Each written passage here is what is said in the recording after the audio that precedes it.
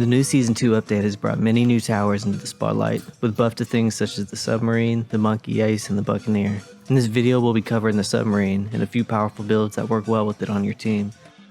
Now after reading some of the buffs to the Submarine in the patch notes and having a few commenters recommend me use it, I began leveling it and discovered some useful playstyle patterns if you ever use this tower. Now much like the commenters, I predict the Submarine to become one of the meta towers of Season 2, which I'll explain further in a later section.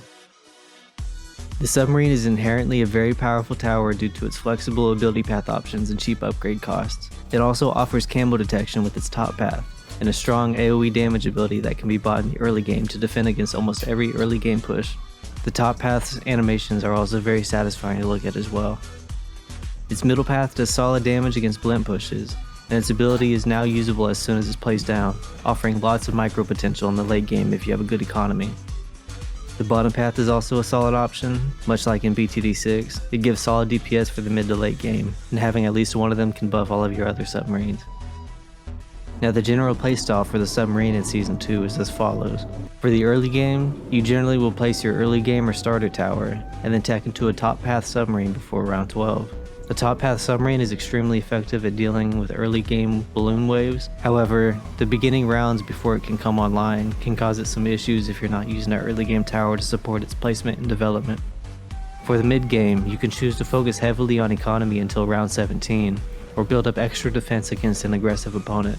The new update has brought many new rounds of danger, and a lot more to look out for. Thankfully, the top path is still extremely effective at what it does, and it can counter a lot of these new early game pushes rather effectively. Some of the new ones to look out for are the round 13 Zebras and the round 17 Rainbows. They almost doubled the amount that can be sent, and they can be sent a lot faster. In the late game, you can get consistent victories using the round 18 Quadra Fortified Moab Rush. Round 24 is also an effective round, doubling and speeding up region camo purples, and speeding up the rainbow sands, much like round 17. A really strong way to play late game is to micro with multiple middle path ability subs stacked inside of a top path energizer sub, and using these two together can handle almost every push in this update, provided you have the economy to support it. Now speaking of economy, there's two main towers that can support this system, and those are the Sniper and Banana Farm. These two are both relatively viable options for generating the type of economy you're looking for. However, I've also seen players run Bloon Trap, Buccaneer Merchants, or even Alchemists in the new update. The top path can almost single-handedly clear any early game attack. It also has a smooth transition into buffing your other middle path submarines, sharing the same water placement trait and general location. Having at least one economy tower on your team unlocks the sub's potential to pop off in the late game, and with enough economy, you can micro heavy enough to defend against potentially anything in this update, and the buffs Banana Farms make it a lot more viable to attempt to do so. Now like I said earlier, it's good to build at least one bottom path sub commander if you have the experience, since it buffs all the subs on your side.